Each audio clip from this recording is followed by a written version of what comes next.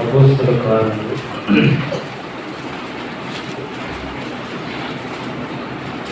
20వ అధ్యాయం. అపోస్తల కార్యములు 20వ అధ్యాయం 28వ వచనం.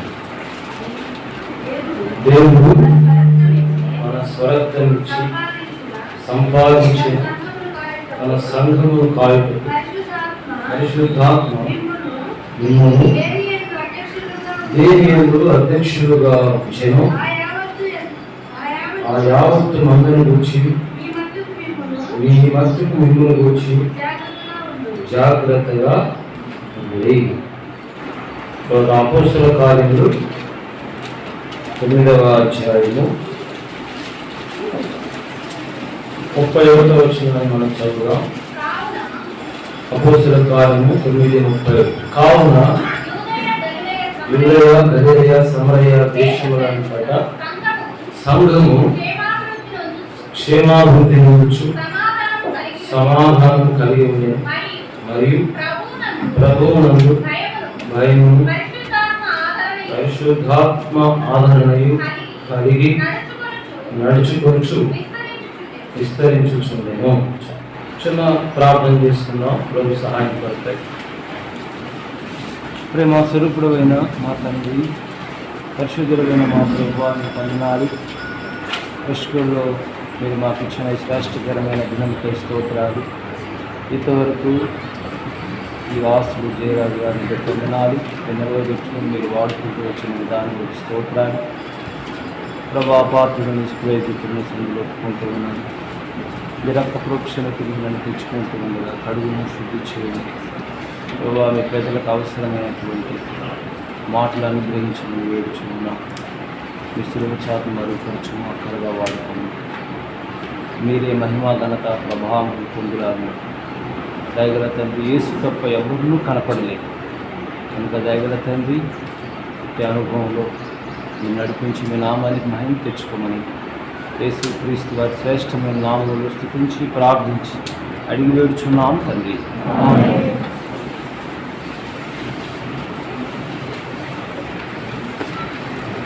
కదా మనం ఇంతవరకు దాదాపు సంఘాన్ని గురించి అనేక విషయాలను వింటూ వచ్చాం. ఈ విషయాలన్నీ కూడా తెలియని వారు బహుశా ఎవరూ లేరు. ఇప్పుడు విన్న మాటలన్నీ కూడా సంఘం అంటే ఏంటి, ఎన్నో సందర్భాల్లో దేవుడు సేవకుల ద్వారా ఆయా విధానాల్లో దేవుడు మాట్లాడుతూ వస్తాడు.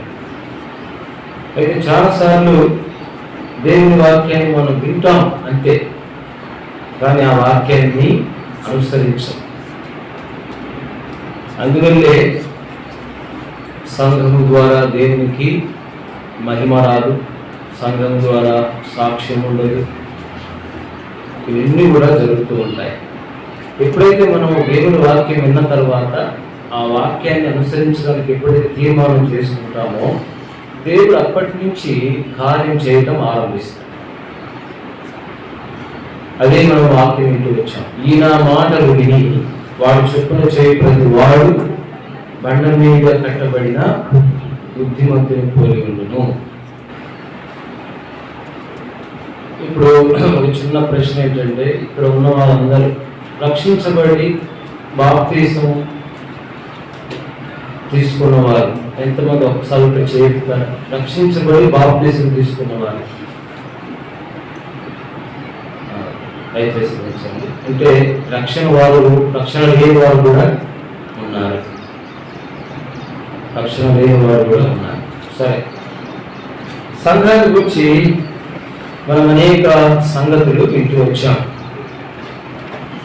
దేవుడు నాకు ఇచ్చిన తలంపులను బట్టి ఎక్కువ సమయము మరి ఉండదు, కానీ చెప్పిన సమయంలో ముగిస్తాం. సంఘాన్ని గురించి ఒక 3 తలంపులు నేను జ్ఞాపకం చేస్తాను. అసలు దేవుడు భూమి మీద సంఘాన్ని స్థాపించడంలో దేవుని ఉద్దేశం ఏమిటి? అదే ప్రశ్న.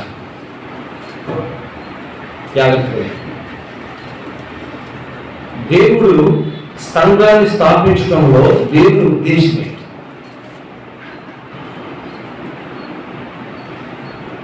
ఆ ఉద్దేశంతోనే ఆ సంఘము కొరకు తన రక్తాన్ని చిందించాడు.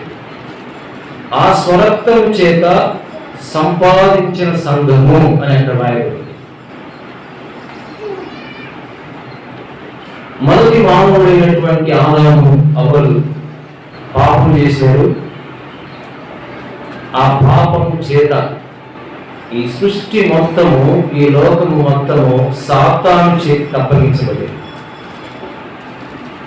సాతాను చేతికి అప్పగించబడింది. ఎప్పుడైతే ఈ సాతాను చేతికి ఈ ప్రపంచం, ఈ లోకం అప్పగించబడిందో, ఈ లోకమంతా కూడా పాపలోకం అయిపోయింది. సృష్టి శపించబడింది, లోకము శపించబడింది. దేవుడు మానవుని శపించాడు అని తెలుసు. ఏ భేదము లేదు, అందరూ పాపము చేసి దేవుడు అనుగ్రహించిన మహిమను. అయితే ఇలాంటి లోకంలో పరిశుద్ధుడైన దేవుడు నివసించడానికి ఒక నివాస స్థలం కావాలి. అదే చర్చ్. దేవుడు ఈ భూమి మీద నివసించడానికి ఒక స్థలం కావాలి. ఎందుకంటే లోకమంతా దుష్టుని యందు ఉన్నది. లోకమంతా ఎక్కడ చెప్పండి, దుష్టుని యందు ఉన్నది. అంటే పాపంతో ఉన్నది. అయితే దేవుడు ఎటువంటి వాడు? పరిశుద్ధుడు. దేవుడు నివసించాలంటే పరిశుద్ధ స్థలం కావాలి. దేవుడు నివసించాలంటే పరిశుద్ధ స్థలం కావాలి. మరి ఎక్కడ పరిశుద్ధత ఉంది? ఈ సృష్టిలో, ఈ భూమి మీద ఎక్కడ పరిశుద్ధత లేదు. ఎక్కడ చూసినా కూడా పాపమే. అందుకే దేవుడు అన్నాడు నిర్గమకాండం 25:8, నేను వారిలో నివసించినట్లు వారు నా కొరకు పరిశుద్ధ స్థలం నిర్మించాలి. చదవండి ఒకసారి. నిర్గమకాండం 25:8. నేను వారిలో నివసించినట్లు వారు నాకు పరిశుద్ధ స్థలమును నిర్మించాలి. పరిశుద్ధుడైన దేవుడు పాప సంబంధమైన లోకములో నివాసం చేయటానికి ఒక స్థలం కావాలి. ఆ స్థలం పరిశుద్ధంగా ఉండాలి. ఒక పరిశుద్ధ స్థలము నా కొరకు నిర్మించాలి. ఇలా గమనించండి. మరి ఆ పరిశుద్ధ స్థలము కావాలి. ఎవరు ఆ పరిశుద్ధుడు? ఎవరు? ఆ పరిశుద్ధ స్థలం ఎక్కడ ఉంది?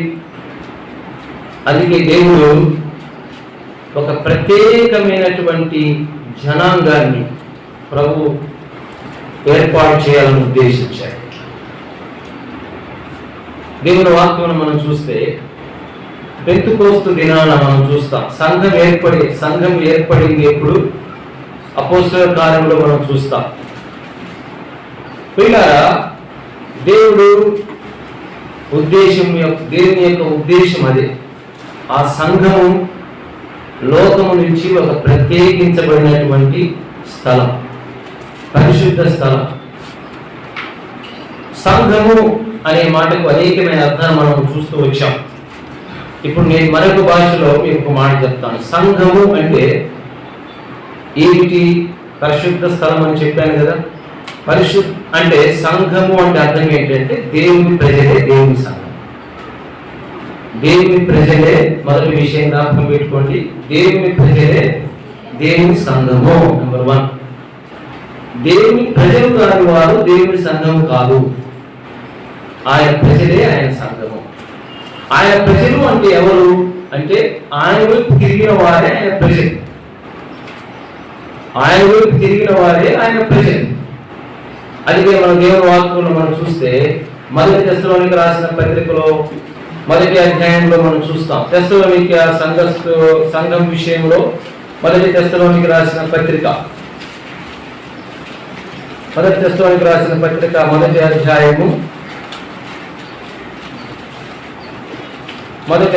10వ వచనం చదవండి. మీ వద్ద మా నెట్టి ప్రవేశము కలిగను, అక్కడి జనులు మిమ్మల్ని గురించి తెలియజెప్పుచున్నారు, మరియు మీరు విగ్రహములను విడిచిపెట్టి జీవము గలవాడు సత్యవంతుడు దేవునికి దాసుడగుటకును దేవుడు మృతులలో నుండి లేపిన యేసు అనగా రాబో ఉగ్రత నుండి మనలను తప్పించుచున్న ఆయన కుమారుడైన యేసు పరలోకం నుండి వచ్చునని ఎదురు చూచుటయు మీరెలా దేవుని వైపు తిరిగిరో అది మనం గమనించాలి. మీరు ఎలా దేవుని వైపు, కాబట్టి దేవుని సంఘము అంటే దేవుని వైపు తిరిగిన వారే దేవుని సంఘము, దేవుని ప్రజలే దేవుని యొక్క సంఘం. మొదటి ప్రశ్న ఏంటంటే ఈ మధ్యాహ్నం ప్రియులారా, నీవు దేవుని ప్రజలలో నువ్వు చేర్చబడ్డావా? దేవుని వైపు నువ్వు తిరిగిన అనుభవాన్ని నువ్వు కలిగి ఉన్నావా? ఇక్కడ తెస్సలోనికయ సంఘములో మనం గమనించేది ఏంటంటే వారు ఎలాగూ దేవుని వైపు తిరిగితరో. ఇంకా నువ్వు లోకం వైపు, లోక ఆశల వైపు, పాపం వైపు ఒకవేళ తిరిగి ఉండి దేవుని యొక్క సంఘానికి వస్తూ వెళుతూ ఉంటే నువ్వు సంఘానికి వెలపట ఉన్నవాడివే, ఉన్నదానివే కానీ సంఘానికి సంబంధించిన వాడు కాదు. ఇది మొదటి విషయం. ఒకవేళ అలాంటి అనుభవం లేక దేవుని సంఘానికి వస్తూ వెళుతూ నేను కూడా సంఘస్థుని అనుకుంటే అది నువ్వు మోసం చేసుకుంటున్నావు అని అర్థం. మోసపోకుడి, దేవుడు వెక్కిరించబడేడు, మనుషుడు ఏమి విత్తునో అదే పంటను పోయి. కనుక ప్రియ దేవుని బిడ్డలారా, సంఘము అనగా దేవుని వైపు తిరిగిన వారే సంఘము, దేవుని ప్రజలే దేవుని సంఘము. ఆ ప్రజలు తన స్వరక్తం ఇచ్చి కొనబడిన ప్రజలు. అందుకే మనం వింటూ వచ్చాం దేవుని యొక్క వాక్యాన్ని. దేవుడు ఇప్పుడు ఏం చేశాడు? ఈ లోకమంతా కూడా సాతాను వశములో ఉండగా దేవుడు ఒక సంఘము, ఆయన ఉద్దేశం ఏంటంటే ఒక ప్రత్యేకించబడిన జనాంగం, పరిశుద్ధ స్థలము దేవునికి కావాలి, పరిశుద్ధ స్థలము దేవునికి కావాలి, పరిశుద్ధ ప్రజలుగా దేవుడు చేయాలి, ఆయన ప్రజలుగా దేవుడు చేయాలి. ఆయన ప్రజలుగా, పరిశుద్ధ ప్రజలుగా దేవుడు చేయాలంటే వారు ఎలా ఆయన ప్రజలుగా మారుతారు, వారు ఎలా పరిశుద్ధులుగా మారుతారు. అందుకే పరిశుద్ధులైనటువంటి దేవుడు సంఘాన్ని ప్రేమించాడు. ఎఫెసీ రాసిన పత్రికలో మనం చూస్తాం, ఆ సంఘం కొరకు తను తాను అప్పగించుకున్నాడు. అది కలంకమైనను చూడండి. ఎఫెసీ రాసిన పత్రిక, పరిశుద్ధ గ్రంథంలో ఎఫెసీ రాసిన పత్రిక, ఎఫెసీ రాసిన పత్రిక 5వ అధ్యాయం, ఎఫెసీ రాసిన పత్రిక 5వ అధ్యాయం 27వ వచనం చదవండి. పురుషుల ప్రేమించుడి, అటువలే క్రీస్తు కూడా సంఘమును ప్రేమించి అది కలంకమైనను ముడతైనను అగ్ని మరి ఏదైనను లేక పరిశుద్ధమైనది గాను నిర్దోషమైనది గాను మహిమ గల సంఘము గాను ఆయన తన ఎదుట నిలబెట్టుకొనవలెనని వాక్యముతో ఉదక స్నానం చేత దాన్ని పవిత్రపరిచి పరిశుద్ధ పరచుట కొరకై దాని కొరకు తను తాను అప్పగించుకొనెను. ప్రియ సోదరుడా, మొదటి అనుభవంలో మనం ఉన్నాం. ఒకవేళ ఇంకా నీ జీవితంలో చూడండి, మామూలుగా లోకంలో ఒక మాట అంటారు, సంఘ సభ్యత్వం. సంఘ సభ్యత్వం అంటే సంఘ సభ్యత్వం అంటే సంఘంలో ఒక సభ్యుడిగా చేరాలంటే ఏం చేయాలి? ఇప్పుడు కొన్ని అంటే నేను విమర్శించట్లేదు, కొన్ని డినామినేషన్లో వాళ్ళు సభ్యులుగా చేయడానికి ఏం చేస్తారు? డబ్బులు కడతారు. ఇది అమౌంట్ పే చేస్తే నువ్వు నా సంఘంలో ఒక సభ్యుడివి అంటే దాని అది సంఘ సభ్యత్వం. అది సంఘ సభ్యత్వం. జీవము గల దేవుని సంఘమైన సభ్యత్వం కలిగి ఉండాలంటే ఒక వ్యక్తి ఏం చేయాలి చెప్పండి? లక్ష కట్టాలి మనిషికి కదా. జీవము గల దేవుని సంఘములో సభ్యత్వం చేరాలంటే ఒక వ్యక్తి ఏం చేయాలి? 3 విషయాలు చెప్తాను జాగ్రత్తగా. జీవము గల దేవుని సంఘమైన సభ్యత్వంలో నువ్వు చేరాలంటే మొట్టమొదటి ఏం చేయాలి? అపోస్తుల కార్యములకు వెళ్దాం. 2వ అధ్యాయం చూడండి, పరిశుద్ధ గ్రంథంలో అపోస్తుల కార్యములు 2వ అధ్యాయం 37వ వచనం చదవండి. వారు ఈ మాట విని హృదయంలో నొచ్చుకొని సహోదరులారా మేమేం చేతుమని పేతురును కడమ అపోస్తులను అడగగా వీరెవరు అంతకుముందు ఇంకా రక్షణ పొందరా? ప్రియారా గమనించండి, ఆదినాన పేతురు దేవుని వాక్యాన్ని ప్రకటించినప్పుడు వీరందరూ వాక్యం విన్నారు. ఆ వాక్యము వారిని తాకింది, నొచ్చుకున్నారు. వెంటనే వారి హృదయాల్లో ఏమొచ్చేసి చెప్పండి, మేమేమి చేయాలా అని అడుగుతున్నారంటే అర్థం ఏంటి? ఆ వాక్యం వాళ్ళు ఏం చేసింది చెప్పండి? ఏనాడు మందిరానికి వస్తూ ఉంటావు, వెళుతుంటావు, కానీ నీ హృదయం ఆ వాక్యానికి స్పందిస్తుందా? హృదయంలో నొచ్చుకున్నారు, హృదయంలో నొచ్చుకొని అడుగుతున్నారు మేమేమి చేయాలి అంటే అర్థం ఏంటంటే వాళ్ళలో పశ్చాత్తాపం వచ్చేసింది. పశ్చాత్తాపం అని అడుగుతున్నారు మేమేమి చేయాలి. అప్పుడు పేతురు గారు ఏం చెప్పాడు? 38వ వచనంలో, పేతురు మీరు మారు మనసు పొంది సంఘ సభ్యత్వంలో చేరాలంటే పశ్చాత్తాపము, మారు మనసు, నీటి బాప్తిస్మం. పశ్చాత్తాపము, మారు మనసు, నీటి బాప్తిస్మం, ఈ మూడింటి ద్వారా నువ్వు సంఘంలో ఒక సభ్యుడిగా చేపడతావు. ఇది మొదటి స్టెప్. ఈ స్టెప్ లేకుండా ఇక్కడ కూర్చొని ఉంటే నీకు సంఘానికి సంబంధమే లేదు. నీకు సంఘానికి సంబంధమే ఏదో వస్తూ వస్తుంటావు అంతే. ప్రియ సోదరుడా, సోదరి, నీ జీవితంలో నీవు పశ్చాత్తాపడిన అనుభవం ఉందా? ఏ దినాన నీవు రక్షించబడ్డావు? ఎప్పుడు నీ పాపం ఒప్పుకున్నావు? ఎప్పుడు నీకు పశ్చాత్తాపం కలిగింది? పేతురు ఆనాడు దేవుని వాక్యాన్ని ప్రకటించినప్పుడు అనేకులు వారి జీవితాల్లో పశ్చాత్తాపడడానికి తీర్మానం చేసుకున్నారు. దేవుని వైపు తిరిగారు. వీరు తెస్సలోనికే సంఘస్థులు కూడా మనం చదువుతూ వచ్చాం కదా, మీరు దేవుని వైపు ఎలాగూ తిరిగితురో, దేవుని వైపు ఎలాగ తిరిగితురో. కాబట్టి అంతకుముందు మీరు దేవుని వైపు తిరిగిన వాళ్ళుగా దాదాపు 3,000 మంది ఎప్పుడైతే దేవుని యొక్క వాక్యం వారికి అందించబడిందో వారి హృదయం బద్దలైంది. తమ జీవితాన్ని గ్రహించారు, తమ స్థితిని గ్రహించారు, తమ జీవితము ఎలాగ ఉన్నదో, వారు ఏ స్థితిలో ఉన్నారో. పేతురు మీరు శిలువలో వేసిన ఈ యేసునే దేవుడు క్రీస్తుగాను నియమించెను. ఈ మాటలు విన్న తర్వాత వారు హృదయం నొచ్చుకున్నారు. మేమేం చేయాలని పేతురు గారిని అడిగినప్పుడు ప్రియులారా వారి జీవితంలో మొదటిది పశ్చాత్తాపం వచ్చేసింది. పేతురు చెప్పాడు, మీరు మారు మనసు పొంది బాప్తిస్మము పొందుడి. వారి జీవితాల్లో మనం గమనించేది ఏంటంటే వారు ఆదినాన సంఘంలో చేర్చబడ్డారు, వారు సంఘస్థులుగా మార్చబడ్డారు. కనుక సంఘ సభ్యత్వంలో రావడానికి మొదటి స్టెప్ ఏంటంటే గమనించండి, పశ్చాత్తాపము, మారు మనసు, బాప్తిస్మము, ఈ 3 అనుభవాలు. నీ జీవితంలో ప్రియారా ఇంకా ఒకవేళ ఎన్నో తప్పులు చేస్తూ పశ్చాత్తాపం లేని జీవితం జీవిస్తూ ఉంటే, దేవుని వాక్యం వింటూ కూడా నీ హృదయాన్ని కఠినపరుచుకుంటూ ఉంటే,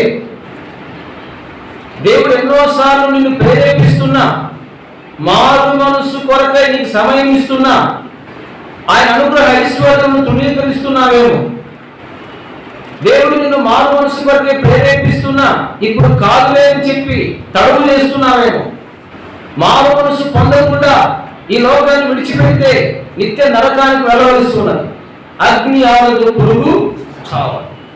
ఎందుకంటే దేవుడు సమస్తము ఎరిగి ఉన్నాడు, ఆయనకు మరుగైనటువంటిది ఏమీ లేదు.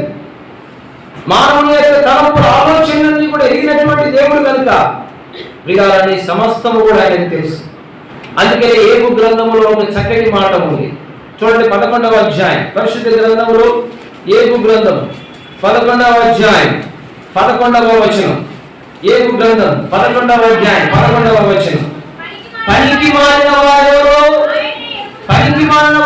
ఆయన ఎరుగును కదా, పరిశీలన చేయగలిగే పాపం ఎక్కడ జరుగుతున్నదో ఆయన తెలుసుకున్నాను.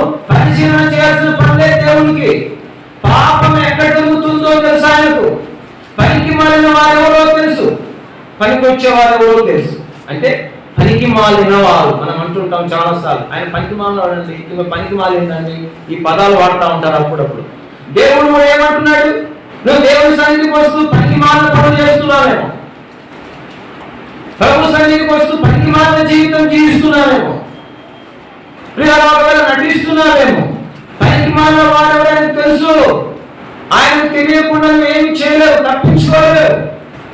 ప్రియ సోదరుడా, గ్రహించు, దేవుని ఉగ్రత, దేవుని తీర్పుకు గురి కావద్దు. ఎన్నిసార్లు గర్తించినా లోబడిన వాడు తిరుగు లేకుండా టాక్తుగా నాశనంలో బైబిల్ చెప్తూ ఉండగా ఎన్నిసార్లు దేవుడిని హెచ్చరిస్తున్నాడు. నీ పాప జీవితాన్ని దేవుడు చూస్తూ ఎందుకు మౌనంగా ఉన్నాడు? నీ స్థితిని ఎరిగిన దేవుడు నీ సమస్తమైన తెలుసని గ్రహించవా? మనం ఉదయింటూ వచ్చాం, ఎవరో దైవ సేవకులు చూస్తున్నారు, వారు చూస్తున్నారు, ఇవి చూస్తున్నారు కాదు. నీ సమస్తం కూడా దేవుడు ఎరిగి ఉన్న సత్యాన్ని గ్రహించాలి. ఆయన ఎదుట నీవు పశ్చాత్తాపపడాలి. నీ పాపములకు పశ్చాత్తాపపడి మారుమనసుకుంది నీటి బాప్తిస్మము ద్వారా, అలాంటి అనుభవం ద్వారా నువ్వు సంఘస్థురాలుగా చేయబడతావు. కాబట్టి మొదటి విషయం ఏంటంటే, ఈ పశ్చాత్తాపం మీకు లేకపోతే ఇప్పుడైనా సరే మించిపోయింది ఏమీ లేదు. కానీ ప్రభు ఎదుట నీవు ఏ పాపములో జీవిస్తున్నావో ఆ పాపాన్ని ప్రభు ఎదుట ఒప్పుకో.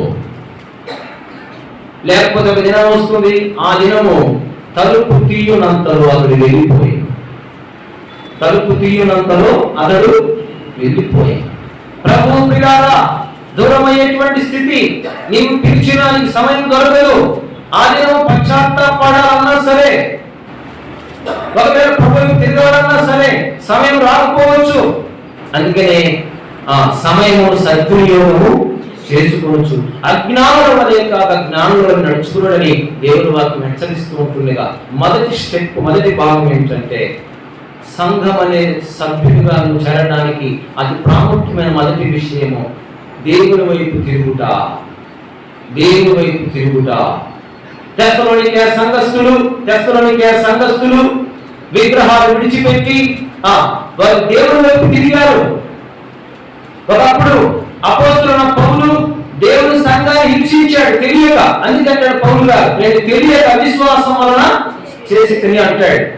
అపోస్తలుడైన పౌలు ఒకప్పుడు ఏం చేశాడంటే చెప్పండి, సంఘాన్ని ఏం చేశాడు? ఎంతో హింసించాడు. అంటే రక్షణ పొందినవాడు కాదు, మారు మనసు పొందినవాడు కాదు పౌలు గారు. మారు మనసు, ఈ రక్షణ లేకపోవడం వల్ల సంఘాన్ని హింసించాడు. అందుకనే పౌలు గారు రక్షణ పొందినాక ఒక మాట అంటాడు, నేను దేవుని సంఘాన్ని హింసించినందున అపోస్తలుడు అనుకోవటం నేను యోగ్యుడను. ఎందుకు అలాంటి దుర్మార్గ పని చేశాను? ప్రభు సంఘాన్ని నేను హింసించాను, ప్రభు బిడ్డలు ఎంతో మందిని బాధ పెట్టాను. ఎందుకంటే రక్షణ పొందనప్పుడు. ఈనాడు రక్షణ పొందినామంటారు, బాధ పెట్టినామంటారు. ఇదే భక్తుడు. పౌలు గారు అన్నమాట ఏంటి తెలుసా? ఆయన రక్షణ పొందక ముందు ఎవరిని హింసించాడు? సంఘాన్ని హింసించాడు, సంఘాన్ని బాధ పెట్టాడు. సంఘాన్ని బాధ పెట్టిన వారందరూ ఏ రోజు కూడా అపోస్తలుల కార్యం 12వ అధ్యాయంలో ఏం చేశాడు? సంఘపు వారిలో కొందరిని ఏం చేశాడు? బాధ పెట్టాడు. అదే రోజు ఏమయ్యాడు చెప్పండి? పురుగులు పడి మామూలు కూడా కాదు, దేవుని మహిమపరచలేదంట, ఉపన్యాసం చేశాడంట. ఎవరు? అందరూ అన్నారంట ఇది దైవస్వామే కానీ చెప్పండి. ఇప్పుడు ఈ మాట చెప్పేసరికి పాపం ఆయన చెట్టుకి కూర్చున్నాడు. ఎవరు? దేవుని మహిమపరచలేదు. అదే మనం విన్న మహిమ గురించి. దేవుని ఘనపరచలేదు. ఈనాడు గమనించండి, అనేక మంది జీవితాలు ఎక్కడ తగ్గిపోతున్నారంటే, వారికి మానవ మహిమలు కావాలి, పెత్తనాలు కావాలి, అధికారాలు కావాలి. లేకపోతే వారు సంఘాన్ని ఏమైనా చేస్తారు, హింసిస్తారు, చీలుస్తారు. బక్సింగా ఉన్న దినాల్లో బెంగళూరులో ఒకటి విన్నాను నేను. ఒక 5 మంది కలిసి బక్సింగ్ గారి దగ్గరికి వెళ్ళారంట. వెళ్తే బక్సింగ్ గారికి తెలియకుండా బక్సింగ్ గారిని ఒక రూమ్లో పెట్టారంట. మీటింగ్ స్టార్ట్ అయిందంట. మీటింగ్ స్టార్ట్ అయితే బక్సింగ్ గారిని తీసుకురావాలి. ఆ మీటింగ్ బక్సింగ్ గారిని ఇంకా రానివ్వకుండా అక్కడే ఉంచారంట. బక్సింగ్ గారికి అర్థం కావట్లేదు, ఏది ఇంతసేపు రావట్లేదు. అంటే అర్థమైంది అక్కడ సంఘంలో కొంచెం పరిస్థితి. అయితే బక్సింగ్ గారి దగ్గరికి వెళ్ళి ఎవరో తెలియజేశారంట, ఏంటి ఇంత లేట్ అంటే, ఇట్లా పని సంఘంలో ఇట్లా అంటే లక్ష్మి గారు ఏడ్చాడంట. దేవుడు తెలుసా, నేను ప్రభు శరీరాన్ని చేర్చలేను, ప్రభు శరీరాన్ని నేను చేర్చలేను, పూర్ణ ఏడ్చాడంటాడు లక్ష్మి గారు. అది దేవుని సంఘం, ప్రభు శరీరాన్ని చేర్చలేను. అది మనం విన్నాం. నేను చెప్పిన మరోసారి గుర్తు చేస్తున్నాను. ప్రియ సోదరుడా సోదరి, ప్రభు శరీరాన్ని నేను చేర్చలేను. ప్రభు సంఘం దేవుని సంఘం. దేవుడు ఆ సంఘం కొరకు తన రక్తం ఇచ్చి సంపాదించిన సంఘం. ప్రియ సోదరుడా సోదరి, ఒకవేళ మొదటి భాగంగా నువ్వు ఇంకా ప్రభు రక్తంలో కడగబడకపోతే, ఇంకా నీ జీవితంలో పశ్చాత్తాప అనుభవం లేకపోతే, ఇంకా మారు మనసు అనుభవం లేకపోతే, మారు మనసు పొంది ఇంకా బాప్తిస్మ అనుభవం లేకపోతే, ఈ మధ్యాహ్నం అయినా సరే ఒకసారి గ్రహించి, నీ స్థితిని ఎరిగి, ఆయన సమస్తం ఎరిగి ఉన్నాడని గ్రహించి, నీ పాపను ప్రభు దగ్గర ఒప్పుకొని రక్షణ పొందు. ఇదే మీకు అనుకూల సమయం, ఇదే రక్షణ. రేపేమి సంభవించను నీకు. కాబట్టి ఇప్పుడు ప్రభు ఆ సంఘాన్ని ఎంతగా ప్రేమించాడు, సంఘాన్ని ఎంతగా ప్రేమించాడు. ఆ సంఘం కొరకు తన్ను తాను ఏం చేశాడు చెప్పండి, అప్పగించుకున్నాడు. కనుక ప్రభు నీ కొరకై అప్పగించుకున్నాడు, తన రక్తాన్ని చిందించాడు, తన ప్రాణాన్ని అర్పించాడు. ఆ సత్యాన్ని గుర్తెరిగి ప్రభు రక్తంలోని పాపములన్నీ కూడా కడుక్కొని శుద్ధురాలుగా చేసుకో. రెండవ భాగానికి వచ్చేసరికి, రెండవ భాగంలో మనం గమనిస్తాం దేవుని వాక్యంలో సంఘం అనగా, ఇప్పుడు చెప్పండి, రెండవది ఎవరు? దేవుని యొక్క ప్రజలు అని వింటున్నాం. దేవుని వైపు తిరిగిన వారు అని వింటున్నాం. దేవుని వైపు తిరిగిన వారు, దేవుని వైపు తిరిగిన వారు. రెండవ తలంపు ఏంటంటే, సంఘము అంటే ప్రత్యేకించబడిన వారు. జ్ఞాపకం పెట్టుకుందాం. రెండవది సంఘం అంటే ఎవరు చెప్పండి? ప్రత్యేకించబడిన వారే సంఘం. చాలాసార్లు మన జీవితాల్లో ప్రత్యేకత ఉండదు. అపొస్తలుల కార్యం చూడండి, 2వ అధ్యాయం. అపొస్తలుల కార్యం 2వ అధ్యాయం. ఏక ప్రత్యేకత. అపొస్తలుల కార్యం 2వ అధ్యాయం చదువుదాం. 40వ వచనం. ఇంకను అనేక విధములైన మాటలతో సాక్ష్యమిచ్చి మీరు మూర్ఖులకు ఈ తరము వారికి వేరని రక్షణ పొందుడని వారిని హెచ్చరించెను. కాబట్టి అతని వాక్యం అంగీకరించిన వారు బాప్తిస్మము పొందిరి. ఆ దినమందు ఇంచుమించు 3000 మంది చేర్చబడిరి. వీరు అపొస్తలుల బోధయందును, సహవాసమందును, రొట్టె విడుచుటయందును, ప్రార్థన చేయుటయందును ఎడతెగక ఉండిరి. ఒక ప్రత్యేకించబడిన అనుభవాలు చూస్తున్నాం ఈ సంఘంలో. ప్రత్యేకించబడినటువంటి అనుభవం. సంఘం అంటే ప్రత్యేకమైనటువంటిది సంఘం, ప్రత్యేకించబడినది సంఘం. ఇలాంటి జీవితంలో ప్రియులారా, నీవు రక్షణ పొందినాను చెప్పుకుంటున్నావు, ప్రభు రక్తంలో కడగబడినాను చెప్పుకుంటున్నావు, బాప్తిజం తీసుకున్నాను చెప్పుకుంటున్నావు, కానీ ప్రత్యేకమైనటువంటి జీవితాన్ని కలిగి జీవిస్తున్నావా? ప్రత్యేకమైన జీవితం. రక్షించబడి ఎన్నో సంవత్సరాలను చెప్పుకుంటావు, కానీ సంఘం అంటే మనం విన్నాం కదా, పిలువబడిన వారు. ఎక్కడి నుంచి పిలువబడ్డారంట? ఎక్లీషియా అంటే లోకం నుంచి పిలువబడిన వారు. మరి లోకం పోయిందా? లోక మర్యాదలు పోయాయా? లోక ఆచారాలు పోయాయా? లోక నటన పోయిందా? లోక ఆచారాలు, లోక సిద్ధాంతాలు ఇవన్నీ పోయాయా? మరి లోకములో నుంచి ప్రత్యేకించబడిన సంఘం అన్నప్పుడు ఇక లోకము సంఘంలో కనపడకూడదు కదా. చాలాసార్లు మనం ప్రభు నమ్మినామని చెప్పుకుంటాం కానీ ప్రత్యేకత కనపడదు. లోకం కనపడుతూనే ఉంటుంది, లోకం కనపడుతూనే ఉంటుంది. బైబిల్ అందుకనే పౌలు గారు రోమపత్రిక రాస్తూ అంటాడు, రోమపత్రికలో ఈ లోక మర్యాదను మీరు అనుసరించగా. సంఘం అంటే ప్రత్యేకించబడింది, కానీ ప్రత్యేకించబడిన వాడు, ప్రత్యేకించబడిన దానము. నీ సిద్ధాంతాలు వేరుగా ఉండాలి, నీ మాటలు, నీ తలంపులు, ప్రియాల నీ వస్త్రధారణ, నీ ప్రవర్తన ఒక ప్రత్యేకమైన రీతిగా ఉండాలి. అప్పుడే నీ ద్వారా దేవునికి మహిమ వస్తుంది, సంఘానికి మహిమ వస్తుంది. ప్రత్యేకత లేని జీవితం ద్వారా దేవునికి ఎన్నడూ మహిమ రాదు, సంఘానికి ఎప్పుడు మహిమ రాదు. సంఘం అనగా ప్రత్యేకించబడినదే సంఘము. అందుకే కదా దేవుడు అన్నాడు, నేను వారిలో నివసించినట్లు వారు నా కొరకు ఒక సపరేట్ స్థలము, ఒక ప్రత్యేకమైన స్థలము, అది పరిశుద్ధ స్థలము. ఇంకా లోక మర్యాద, లోకం ఏమనుకుంటారో లోక మర్యాదను అనుసరించక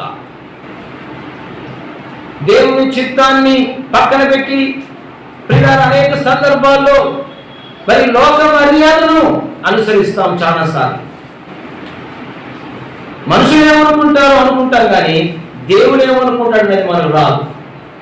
సరే, మనుషులు ఏమనుకుంటారో అనే తలంపుతో మనం అనేకమైన లోక సంబంధమైన వాటిని అనుసరిస్తూ వస్తాం. ప్రియ సోదరుడా, సోదరి, యేసు క్రీస్తు ప్రభువారు అన్న మాట ఏమిటి తెలుసా?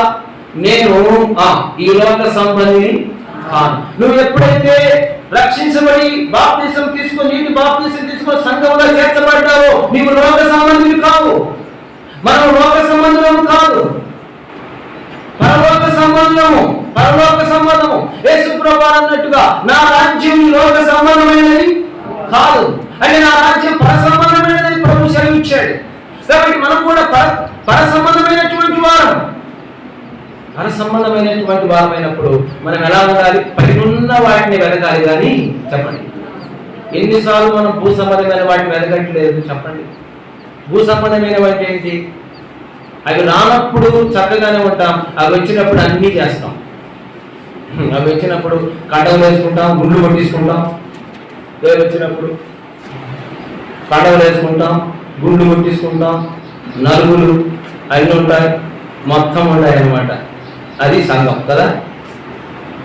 మళ్ళీ ఏదన్నా సేవకులు హెచ్చరిస్తే మాత్రము ఇంకా అంతే సంగతి. ఇంకా మాట్లాడే పనులు, పలకరించే పనులు ఒక ద్వేషం ఏర్పడు. ఏంటంటే ఆలోచించండి, సంఘం అంటే ఏంటి అసలు? సంఘం అంటే ఏంటి? ప్రత్యేకమైనది తెలుసా? తెలియదండి. లోకానికి వేరుగా ఉన్నదేనండి సంఘం. లోకానికి వేరుగా ఉన్నది సంఘం. నీ ద్వారా ఏం చేస్తున్నావు నువ్వు? లోకానికి నీ ద్వారా ఏమొస్తుంది? సంఘంలో మహిమ రావడంలా. ఎందుకంటే నీ ప్రత్యేకత లేదు. సంఘస్థులను చెప్పుకుంటున్నావు, ప్రత్యేకత లేదు. ఎందుకు నీకు ప్రత్యేకత లేదంటే నీకు దేవుని భయం లేదు. అసలు సంఘం విస్తరించాలన్నా కూడా దేవుని భయం ఉండాలి. అందుకే అపోస్తలుల కార్యం 9:31 మనం చదువుతూ వచ్చాం కదా, దేవుని భయము కలిగి పరిశుద్ధాత్మ ఆదరణ కలిగి నడుచుకోవచ్చు సంఘము విస్తరించుచుండే. సంఘం ఎలా విస్తరించింది? ఏమండి, సంఘం ఎలా విస్తరించింది? దైవ భయము కలిగి. దేవుని భయం ఉన్నప్పుడు ఆ ప్రత్యేకత వస్తుంది. దేవుని భయం ఉన్నప్పుడు ఆ ప్రత్యేకత వస్తుంది. అందుకని కదా యేసేపు నేను దేవునికి భయపడవాడు అనేటువంటి ఆ భయం ఉంది కనుకనే తను ప్రత్యేకించుకున్నాడు, పారిపోయాడని మనం వింటూ వచ్చాం. దేవుని భయం మనల్ని ఏం చేస్తుంది? కొరింథీ రాసిన పత్రిక 7వ అధ్యాయం 1వ వచనం చూడండి. 2వ కొరింథీ రాసిన పత్రిక పరిశుద్ధ గ్రంథంలో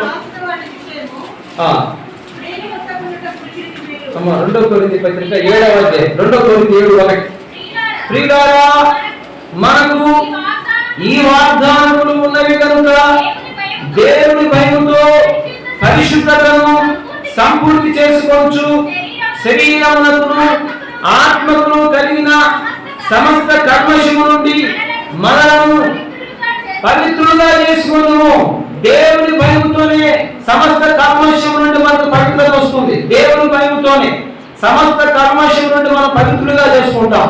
దేవుని భయం లేకపోతే ఆ కల్మషాన్ని అలాగే ఉంచుకుంటాం, ఆ ద్వేషాన్ని అలాగే ఉంచుకుంటాం, ఆ కీడు చేసే మనసు అలాగే ఉంచుకుంటాం, ఆ మోసం చేసే మనసు అలాగే ఉంచుకుంటాం. గమనించండి, దేవుని భయం లేకపోతే ఆ యొక్క సమస్త కల్మషాన్ని అలాగే ఉంచుకుంటాం, పవిత్రం చేసుకోం, శుద్ధి చేసుకోం.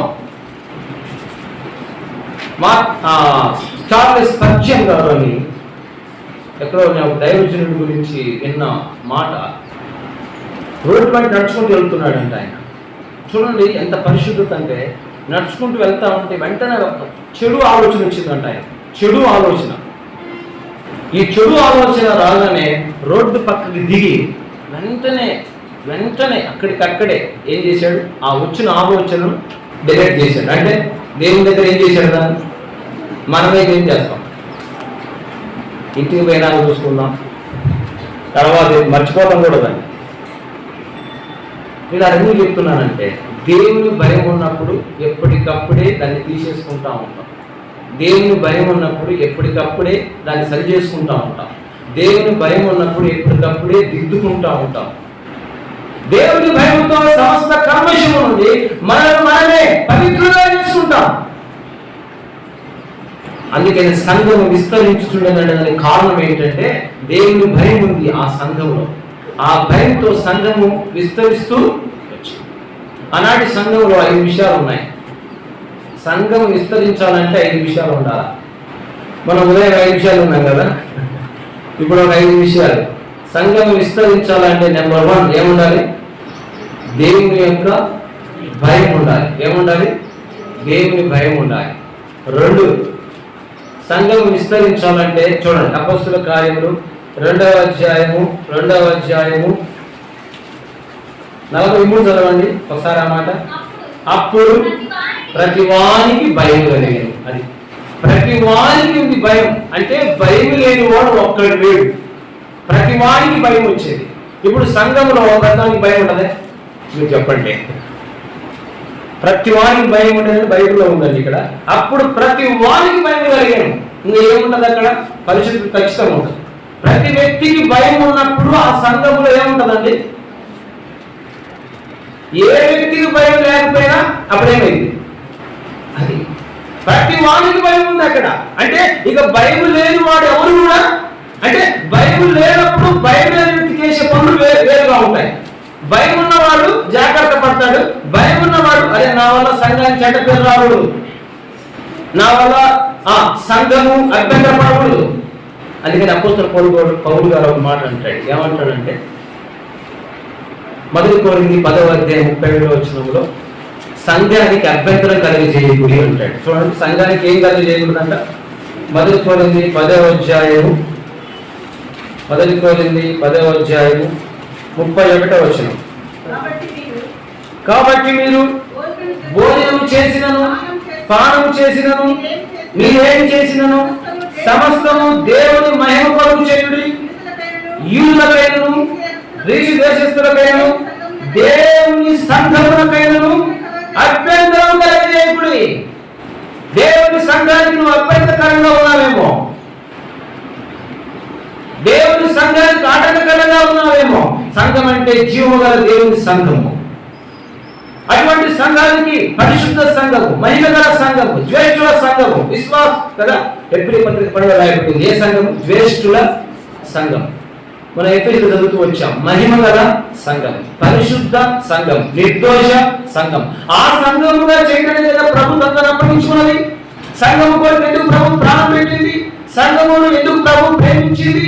సంఘము కళంకం కొడుకుతో ఉన్నా కూడా ఎందుకు ఆ సంఘం కొరకు ప్రభు తను దాన్ని అప్పగించుకున్నాడు? ఎందుకు తన స్వరక్తి నుంచి సంపాదించుకున్నాడు? ఆ సంఘం ఎలా ఉండాలని, ఆ సంఘం ఎలా నడుచుకోవాలని, ఆ సంఘం ఎలా ఉంటే విస్తరిస్తుంది? సంఘ క్రమం ఉంది, సంఘ నియమములు ఉన్నాయి. ప్రియ సోదరుడా సోదరి, వాటిని అనుసరించి నడుచుకుంటున్నావా? దేవుని వాక్యం మనం పరిశీలిస్తూ వచ్చినప్పుడు నేను సంఘానికి అభ్యంతర కారణంగా ఉన్నావా? దేవుడు సంఘాన్ని ఎందుకు ప్రేమించి ఆ సంఘము కొరకు తన ప్రాణం పెట్టాడంటే ఆ సంఘం మహిమగల సంఘంగా ఉండటానికి, పరిశుద్ధ సంఘంగా ఉండటానికి, నిర్దోషమైన సంఘంగా ఉండటానికి.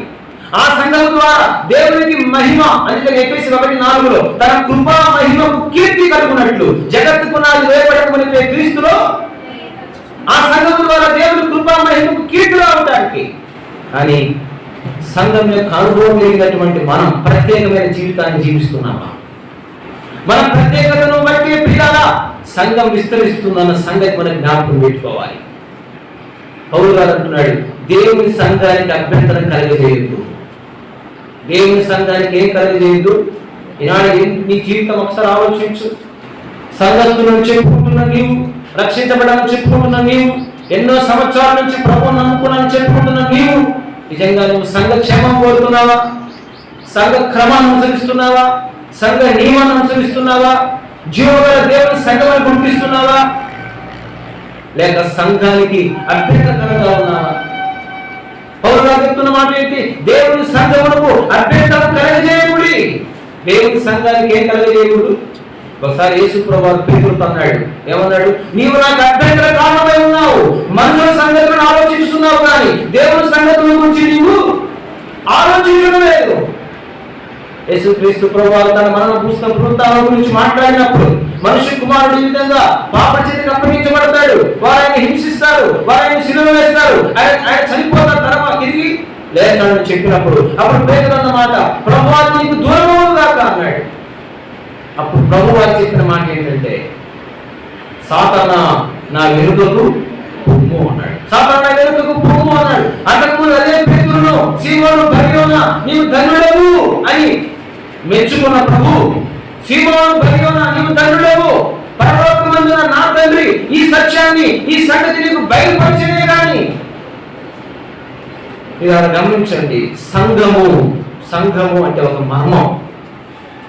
సంఘము అంటే ఒక మర్మం, జ్ఞాపకం పెట్టుకుందాం. సంఘం అంటే ఏంటి మర్మం? ఎఫెసీ పత్రిక చూడండి, సంఘం అంటే ఏంటి ఆ మర్మం? ఎఫెసీ పత్రిక 2వ అధ్యాయం, పరిశుద్ధ గ్రంథంలో నుంచి ఎఫెసీ పత్రిక 2వ అధ్యాయం 3వ అధ్యాయం చదవండి, 8వ వచనం. ఎఫెసీ 3:8 దేవుడు మన ప్రభువైన క్రీస్తు యేసునందు చేసిన నిత్య సంకల్పము చొప్పున పరలోకములో ప్రధానులకును అధికారులకును, చూసారా, సంఘము ద్వారా అండి. దేని ద్వారా? సంఘము ద్వారా తన యొక్క నానా విధమైన జ్ఞానము ఇప్పుడు తెలియబడవలని ఉద్దేశించి శోధింపశక్యము గాని క్రీస్తు ఐశ్వర్యమును అన్యజనులలో ప్రకటించుటకును సమస్తమును సృష్టించిన దేవుని యందు పూర్వకాలము నుండి మరుగై ఉన్న మర్మమే సంఘం. పూర్వకాలం నుండి మరుగ్గా ఉన్నది సంఘము, మరుగై ఉన్న మర్మము సంఘం. అంటే ఏమిటా మర్మము అంటే అన్యజనులు సువార్త వలన ఏం చేయబడాలి? రక్షించబడాలి. ఇది సంఘము అంటే మర్మం. పూర్వకాలం నుండి మరుగై ఉన్నటువంటి మర్మం. ఆ సువార్త ఇంకొక పేరు ఏంటంటే క్రీస్తు ఐశ్వర్యం. ఆ సువార్తే అర్థమవుతుందా? ఆ సువార్త ఐశ్వర్యం క్రీస్తు ఐశ్వర్యం. అంటే ఇక్కడ రాయబడింది, క్రీస్తు ఐశ్వర్యమును అన్యజనులలో ప్రకటించుటకు. మనం ప్రకటించేది ఏం ప్రకటిస్తున్నాం? ఇప్పుడు విన్న వాక్యం, సర్వలోకానికి వెళ్ళి సర్వ సృష్టికి సువార్తను ప్రకటించుడి, నమ్మి బాప్తిసం పొందేవాడు రక్షించబడును, నమ్మని వారికి నువ్వు ప్రకటించేది క్రీస్తు ఐశ్వర్యం. అదే మనం విన్నాం ఉదయక. నువ్వు ప్రకటించే సువార్త మామూలుది కాదు, క్రీస్తు ఐశ్వర్యం. అది దేవుని ఐశ్వర్యం. అది ఆ క్రీస్తు ఐశ్వర్యాన్ని అన్యజనులలో ప్రకటించుట. ఈ ఐశ్వర్యము ఎప్పటి నుంచి మొదలైనది చెప్పండి? పూర్వకాలం నుండి మరుగైనటువంటి సంఘం. అంటే దీని మర్మం ఏంటంటే, ఈ ఐశ్వర్యం ద్వారా అన్యజనులు ఏం చేయబడాలి? రక్షించబడాలి, మారు మనసు పొందాలి. అదే సంఘం యొక్క మర్మం, క్రీస్తు ఐశ్వర్యం. పూర్వకాలం నుండి మరుగై ఉన్నటువంటి మరుగై ఉన్న మర్మమే సంఘము. అందుకనే యాకోబు ఆదికాండ 28వ అధ్యాయంలో పాత నిబంధనలో సంఘము 2 విషయాలు చెప్తాను. పాత నిబంధనలో 2, క్రొత్త నిబంధనలో 3. పాత నిబంధనలో ఆదికాండం 28వ అధ్యాయంలో పరలోకపు గవిని. సంఘం అంటే ఏంటి? పరలోకపు గవిని పేరు పెట్టాడు యాకోబు. ఇది దేవుని మందిరమే కానీ వేరొకటి కాదు. పరలోకపు గవిని కదా, పరలోకపు గవిని. సంఘం అంటే ఏంటి? పరలోకపు గవిని. దానిని యాకోబు అన్నాడు, ఇది చాలా భయంకరమైన స్థలం. మరి దేవుని సంఘము అంత భయంకరమైన స్థలము అన్నప్పుడు, పరలోకపు గవిని అన్నప్పుడు, ఆ సంఘానికి నువ్వు అభ్యంతరకరంగా ఉంటున్నావా? ఒక్కసారి పరీక్షించుకో. పరలోకపు గవిని సంఘం అంటే ఏంటి? పరలోకపు గవిని. రెండవది, సంఘం అంటే పరమగీతము 2వ అధ్యాయం ఒక మాట చూడండి, విందుశాల. చదవండి ఒక మాట. పరమగీతము 2వ అధ్యాయం, పరిశుద్ధ గ్రంథంలో పరమగీతము 2వ అధ్యాయము. పరమగీతము, అతడు నన్ను విందుశాలకు తోడుకొని పోయిన. వాక్యం ఎక్కడ చూడండి. పరమగీతం 2వ అధ్యాయం 4 చదవండి. అతడు నన్ను విందుశాలకు తోడుకొని పోయెను. అతడు నన్ను విందుశాలకు తోడుకొని పోయెను. సంఘం అంటే విందుశాల. విందుశాల అంటే ఏంటి? భోజనం ఇచ్చేవారిగా ఉండాలి. ప్రతి విశ్వాసికి ఒక విశ్వాసికి ఏమి ఇవ్వాలి? భోజనం. ఏంటి భోజనం? మీటింగ్ అయిపోగానే కూర్చుంటాం, ఆ భోజనం. విందుశాల. సంఘం అంటే ఏంటి? విందుశాల. పిల్లరా, మరి దేవుని యొక్క స్వార్థ ప్రకటించటం, మన మాటలే భోజనంగా ఉండాలి. వినువారికి మేలు కలుగునట్లు ఏం కలగాలి? క్షేమాభివృద్ధి కలుగునట్లు అనుకూలమైన వచనమే దుర్భాష ఏదైనా నోట. కనుక మనము విందుశాల. సంఘం అంటే పరలోకపు గవిని. 2 సంఘం అంటే విందుశాల. 3 సంఘం అంటే ఏం చెప్పుకున్నాం మొదటి స్టెప్లో? దేవుని ప్రజలు, దేవుని వైపు తిరిగిన వారు. 4 సంఘం అంటే చూడండి, సంఘం అంటే ఏంటి? తులసి రాసిన పత్రిక 3వ అధ్యాయం. తులసి రాసిన పత్రిక మొదటి అధ్యాయం 18వ వచనం. తులసి మొదటి అధ్యాయం 18వ వచనం. సంఘము అను శరీరమునకు ఆయనే శిరస్సు. మనం విన్నాం. సంఘం అంటే ఏంటి చెప్పండి? సంఘం అంటే ఏంటి? క్రీస్తు శరీరము. సంఘం అంటే ఏంటి? క్రీస్తు శరీరము. మొదటిది పరలోకపు గవిని, 2వది విందుశాల, 3వది దేవుని ప్రజలు, దేవుని వైపు తిరిగిన వారు, 4వది క్రీస్తు శరీరము. సంఘం అంటే ఏంటి? క్రీస్తు శరీరము. ఈ క్రీస్తు శరీరాన్ని గురించి మనం ఎన్నో వింటూ వచ్చాం. క్రీస్తు శరీరంలో అన్ని అవయవాలు ఉంటాయి. ఎటువంటి భేదాభిప్రాయాలు ఉండనే ఉండదు. గుండె దగ్గర గుండె ఉంటుంది, కిడ్నీల దగ్గర కిడ్నీలు ఉంటాయి, వేటి స్థానంలో అవి ఉంటాయి. అది శరీరం. వాటి పని అవి చేయాలి. ఈ సంఘము క్రీస్తు శరీరము అని గుర్తిస్తే ఎలాంటి భేదాలు రావు. ఈ సంఘము క్రీస్తు శరీరం అని గుర్తిస్తే ఎలాంటి కలహాలు రావు. ఈ సంఘము క్రీస్తు శరీరం అని గుర్తిస్తే ఎలాంటి తేడాలు రావు. ఈ సంఘము క్రీస్తు శరీరం అని గుర్తిస్తే ఎలాంటి పక్షపాతాలు రావు. అసలు ముందు సంఘము క్రీస్తు శరీరం అనే విధానం మీ జీవితంలో ఆ గుర్తింపు నీకుందా అని. సంఘము క్రీస్తు శరీరం. ఎటువంటి భేదాలు, ఎటువంటి తారతమ్యాలు, ఎటువంటి కుల మతాలు, ఎటువంటి పక్షపాతాలు లేవు. దేవుడు సంఘములో ఒక అవయవాలుగా చేశాడు. వాళ్ళ అవయవాలు ఇప్పుడు మన శరీరం, మన దేహం అనే శరీరం లోపల ఉన్న అవయవాలు వాటి పనులు ఎలాగా చేస్తున్నాయో సంఘం అనే శరీరంలో కూడా వాటి పనులు చేయాలి. ఒక చిన్న సంఘటన నేను చెప్తాను. అది ఒక వడ్రంగి షాప్లోనంట. వడ్రంగి షాప్లో కార్పెంటర్ కదా, ఆ షాప్లో మామూలుగా అన్ని పరికరాలు ఉంటాయి. సుత్తె, స్క్రూ డ్రైవర్, రంపం, ఇంకేముంటాయి చెప్పండి? ఏముంటాయి ఇంకా? అమ్ముడేనా? ఇంకేముంటాయి? డ్రిల్లింగ్ మిషన్, ఉలి, బాగా అనుకోండి, ఉలి. ఇవన్నీ ఉంటాయి. సుత్తె పని సుత్తె చేయాలా, స్క్రూ డ్రైవర్ పని స్క్రూ డ్రైవర్ చేయాలా, ఉలి పని ఉలి చేయాలా, డ్రిల్లింగ్ చేసే పని ఒకటి కమెంట్ చేసేటట్టుంది. సుత్తేది కొట్టే పని, స్క్రూ డ్రైవర్ది తిప్పే పని. ఈ స్క్రూ డ్రైవర్ పోయి సుత్తె పక్కన పెట్టి పక్కన కొట్టాలంటే ఏమైంది? సరే, ఒక రోజు అంతా ఈ వడ్రంగి షాపులో ఈ పరికరాలన్నీ దవలు ఆడుకుంటున్నాయంట. ఏ పరికరాలన్నీ? సుత్తె, స్క్రూ డ్రైవర్, ఉలి. సుత్తె అంటుందంట, నేను పెద్దదాన్ని, నువ్వు పెద్దదా మాట్లాడి, నేను స్క్రూ డ్రైవర్ నేను పండుగ చూడు అడిగి చెప్తాను అంటున్నాను. ఏంటిది? స్క్రూ డ్రైవర్ మీద పక్కన ఉండండి, ఉలి.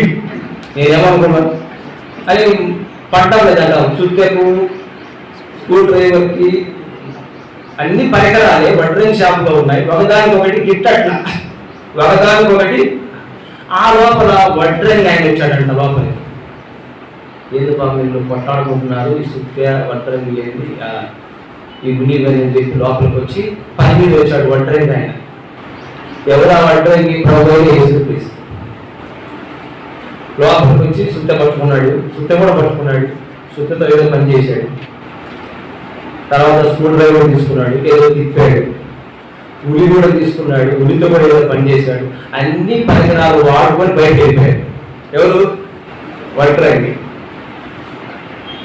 మీకు అర్థమైనది మ్యాటర్. అన్నీ ఉపయోగించాడు వడ్రంగి. ఏది ఉపయోగించకుండా పక్కన పెట్టాడా? అదే సంఘం. సుత్తె పని సుత్తెకు ఉంది, ఉలి పని ఉలికి ఉంది, స్క్రూ డ్రైవర్ పని. అప్పుడు సుత్తె వేసి ఒక మాట చెప్పిందంట. సుత్తె వేసి ఏమని? సోదరులారా, స్క్రూ డ్రైవర్ గారు, ఉలి గారు, నేను ఏదో అనుకున్నాను, నా తప్పు క్షమించండి. దేవుడు పక్షపాతి గాడు, అందరినీ సమానంగా చెప్పండి, మన తెలుగు వాళ్ళు ఎందుకు చెప్పండి, ఆలా ఈక్వల్. అది ఎవరి పని వాళ్ళకు ఉంది, తగులాడుకోవాల్సిన పని లేదు అని తగ్గించుకున్నాడు. అది శరీరం అండి, సంఘం అనే శరీరం. అన్ని పరికరాలు వాడుతున్నాడు. నీ సంఘం అనే శరీరంలో నీ బాధ్యత, నీ వంతు, నువ్వేం చేయాలో అది పిల్లల దేవుడు నీకు అప్పగించిన చేయకుండా వేది చేసినప్పుడే ఆ సంఘం అనే శరీరంలో కలహాలు వస్తాయి. వింటున్నారా? స్క్రూ డ్రైవర్ చేయాలి. అన్ని వడ్రంగి షాపులలో ఉన్నాయి, బయట లేదండి. నీవు కూడా సంఘం శరీరంలో నువ్వు ఉన్నావు, నువ్వు చేర్చబడ్డావు, రక్షించబడ్డావు, మామూలు పొందావు, సంఘం అనుభవంలోకి వచ్చావు. దేవుడు పిల్లల నీకు ఇచ్చినటువంటి ఒక బాధ్యతను, అది దేవుడు ఇచ్చినటువంటి ఆ బాధ్యతను నువ్వు వెలిగి, ఇది నాకు చాలు, దేవుడు ఇచ్చింది నాకు చాలు. ప్రధాన దేవదూత సాతాను ఎందుకు మారాడంటే అది చాలలేదు సరిగ్గా. ఆ ప్రధాన దేవదూత ఎందుకు? నేను దేవునితో ఏం చేయాలనుకున్నాడు? ఆనాడు మోషే మీద కోరహు, దాతాను, అబీరాములు సంఘం దగ్గర ఎందుకు తిరుగుబాటు చేశారండి? 250 మంది పోయి మోషే మీద, అహరోను మీద ఏం చేశారు? ఎందుకు వారు తిరుగుబాటు చేశారు? సంఘములో దేవుడు వారికి ఇచ్చిన స్థానాన్ని వారికి నచ్చలేదు. మీరు ఒక్కరేనా చేసేది? మీరేనా యాజకులు? ఇట్లా అంటే ఏదో ఆ కోరహు, దాతాను, అబీరాముల విషయంలో దేవుడి మీద మీరు హెచ్చించుకుంటున్నారు. అందరూ పరిశుద్ధులే, మీరు ఒక్కరే కాదు, అట్లా మాట్లాడుతూ వచ్చేవారు. దేవుడు మోషే అన్నాడయ్యా, ఎవరు పరిశుద్ధుడు, ఎవరు నేర్పరచుకున్నాడు దేవుడే నిర్ణయిస్తాడులే అన్నాడు. ఎవరు? కానీ ఈ కోరహు, దాతాను, అబీరాములు చూడండి, భూమి వారిని ఏం చేసిందండి? ఇంగివేసి. ఎందుకు? సంఘానికి అభ్యంతరం కలిగేసి, సంఘానికి నష్టం కలిగించారు. ఇలా అనేకసార్లు మన జీవితాల ద్వారా ఎందుకు బయట సాక్ష్యం లేదు అంటే తెలుసా మీకు? ఎందుకు లేదు సాక్ష్యము? ఒకరికొకరికి ఏంటి? ఒక దేవుడు వారికి ఇచ్చిన స్థానాన్ని వారు గుర్తించకపోవడం. అరే, నేను సంఘం అనే శరీరం ఇది, ఈ సంఘం అనే శరీరంలో నాకు దేవుడు ఇచ్చాడు చాలు. సంఘము శరీరం, ప్రభు శరీరం గుర్తిస్తే ఎటువంటి కలహాలు రావు, ఎటువంటి భేదాలు రావు, ఎటువంటి శత్రువుకు అవకాశం ఉండదు. సంఘం అంటే క్రీస్తు శరీరం. 1 పరలోకపు గని, 2 విందుశాల, 3వది దేవుని ప్రజలు, దేవుని వైపు తిరిగిన వారు, 4 క్రీస్తు శరీరం. ముగిస్తాను, టైం అయిపోయింది. 5వది సంఘము అంటే సత్యమునకు స్తంభం. సంఘం అంటే చూడండి, 1 తిమోతి పత్రిక 1 తిమోతి పత్రిక 1 తిమోతి పత్రిక 1 తిమోతి పత్రిక చూడండి, 3వ అధ్యాయం 15వ వచనం. అయినను నేను ఆలస్యం చేసిన యెడల దేవుని మందిరంలో, అనగా జీవముగల దేవుని సంఘములో జనులు ఎలాగ ప్రవర్తింపవలెనో అది నీకు తెలియవలనని ఈ సంగతులు నీకు రాయించున్నాను. ఆ సంఘము, సంఘం అనగా సత్యానికి స్తంభం. అసత్యానికి స్తంభం కాదు సంఘం, సత్యానికి స్తంభం. జాగ్రత్తగా వినండి. సంఘం అంటే ఏంటి? సత్యానికి స్తంభము. ఈనాడు మన జీవితాల్లో జ్ఞాపకం పెట్టుకుందాం. ఎంతమందిని సత్యాన్ని అనుసరిస్తున్నాం, నా పిల్లలు సత్యం అనుసరించుట కంటే ఎక్కువైన సంతోషం నాకు లేదు అంటాడు. ఎవరు? యోహాను అంటాడు. నా పిల్లలు, సంఘమే, నా పిల్లలు సత్యం అనుసరిస్తున్నారు, దానికంటే ఎక్కువ సంతోషం లేదు. కానీ సంఘం అనేది సత్యానికి స్తంభము. మనం సత్యాన్ని అనుసరించాలి.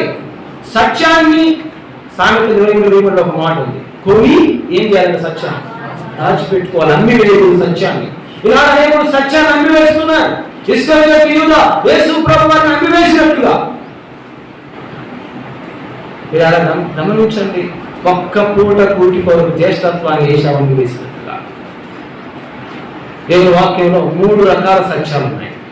3 రకాల సత్యాలు ఏంటి తెలుసా? నెంబర్ 1, యోహాను సువార్త 14వ అధ్యాయం 6వ వచనం. సంఘం అంటే సత్యానికి స్తంభం. సంఘం అంటే సత్యానికి స్తంభం. మొదటి స్తంభం సత్యం అంటే ఏంటి? యోహాను సువార్త 14:6వ వచనం చదవండి. యేసు నేనే మార్గము. మొదటిది యేసు ప్రభు సత్యం. నెంబర్ 2, రెండవది ఏంటి సత్యం? యోహాను సువార్త 14వ అధ్యాయం 17వ వచనం. యోహాను సువార్త 14వ అధ్యాయం 17వ వచనం చదవండి. లోకము ఆయనను చూడదు, ఆయన ఎరగదు కనుక ఆయనను పొందలేరదు. మీరు ఆయన ఎరుగుదురు. ఎవరు ఆయన? పరిశుద్ధాత్ముడు సత్యం. పరిశుద్ధాత్ముడు సత్యం. నెంబర్ 3, మూడవది ఏంటి సత్యం? యోహాను సువార్త 17:17. యోహాను సువార్త 17:17. సత్యమందు వారిని ప్రతిష్ఠించుము, నీ వాక్యమే సత్యం. సంఘం అంటే సత్యానికి స్తంభం. సంఘం అంటే సత్యానికి స్తంభం. మొదటి సత్యం ఏంటి? విన్నారు చెప్పండి. యేసు ప్రభు సత్యం, దేవుడే సత్యం. రెండవది ఏంటి? పరిశుద్ధాత్ముడు సత్యం. మూడవది ఏంటి? వాక్యం సత్యం. నువ్వు వాక్యాన్ని అనుసరిస్తున్నావా? పరిశుద్ధాత్మ నడిపింపుతో మనం ఉన్నామా? ప్రభువు పోలి నడుచుకుంటున్నామా? పౌలు గారు అన్నాడు, నేను క్రీస్తునితో నడుచుకున్న ప్రకారం నన్ను పోలి. ఈనాడు సత్యానికి స్తంభమైన సంఘాన్ని మీరు అలా ఆ అనుభవం ద్వారా మన జీవితాల్లో చూపించేవారిగా ఉండాలి. నిజంగా ఇది సత్యానికి స్తంభమే అని చూపించేవారిగా ఉండాలి. సత్యం అంటే క్రీస్తే. క్రీస్తును చూపించడమే సత్యాన్ని చూపించడం. క్రీస్తును బోధించడమే సత్యాన్ని బోధించడం. అందుకని బైబిల్లో ప్రతి వాడు తన పొరుగు వాడితో అబద్ధాన్ని మాట్లాడవాలి. నువ్వు ఉండేది కదా మాట్లాడలేదు, ఎందుకంటే కొంతమంది అలా మాట్లాడతారు కాబట్టి. ప్రతి వాడు తన పొరుగు వాడితో చెప్పండి, సత్యమేనా? అబద్ధం కాదా? దేవుని ఎదుర్కొన్న అనేకులు అబద్ధాలు ఆడుతూ ఉంటారు. నిజంగా వీళ్ళు నిజంగా నమ్మారా లేదన్నట్టు ఉంటుంది. ఎక్కడికి పోయి వచ్చారంటే అబద్ధం చెప్తారు, ఎక్కడున్నారంటే అబద్ధం చెప్తారు, ఏవేవో బయట చేసేస్తూ ఉంటారు, మళ్ళీ అబద్ధాలు ఆడుతూ ఉంటారు. సత్యం చెప్పాలి. సంఘం అంటే సత్యానికి స్తంభం అండి. యేసు ప్రభు సత్యమై ఉన్నాడు, ఆయన పోలు నడుచుకోవాలి. అందుకని వెలుగు సంబంధుల వలె నడుచుకోండి, వెలుగు సంబంధుల వలె నడుచుకోండి. ఈ మధ్యాహ్న కాల సమయంలో పరిశుద్ధాత్ముడు సత్యం. మూడవది ఏంటి? వాక్యమే సత్యం. మన వాక్యాన్ని అనుసరించాలి. వాక్యాన్ని అనుసరించకపోతే దానివల్ల ప్రయోజనం ఏంటి? అనేకసార్లు మన వాక్యాన్ని వింటాం, ఆ వాక్యాన్ని అనుసరించాం. అందుకనే మనం చదువుకున్న యోహాను పత్రికలో ఇందాక ఒక మాట విన్నా, నా పిల్లలు సత్యం అనుసరించుట కంటే ఇంతకంటే ఎక్కువైన సంతోషం నాకు. కొంతమంది బైబిల్లో మనం చూస్తాం, సత్యాన్ని అసత్యంగా మార్చిన వాళ్ళు ఉన్నారు, సత్యాన్ని అడ్డగించే వాళ్ళు ఉన్నారు, సత్యాన్ని అమ్మివేసే వాళ్ళు ఉన్నారు. చూడండి బైబిల్లో ఆ తలపులు చూపిస్తాను. మొదటిది సత్యాన్ని అసత్యంగా మార్చారు. రోమపత్రిక 1వ అధ్యాయం 25వ వచనం. రోమ 1:25. అక్కివారు దేవుని సత్యమును వీళ్ళెవరు? వీళ్ళు ఈ జనాంగం ఎవరు? సత్యాన్ని అసత్యంగా మార్చిన వారు. సత్యాన్ని అసత్యంగా అంటే దీనికి ఇంకొక మంచి భాషలో ఏం చెప్పాలంటే నిజాన్ని చెప్పండి అబద్ధంగా మార్చిన వారు.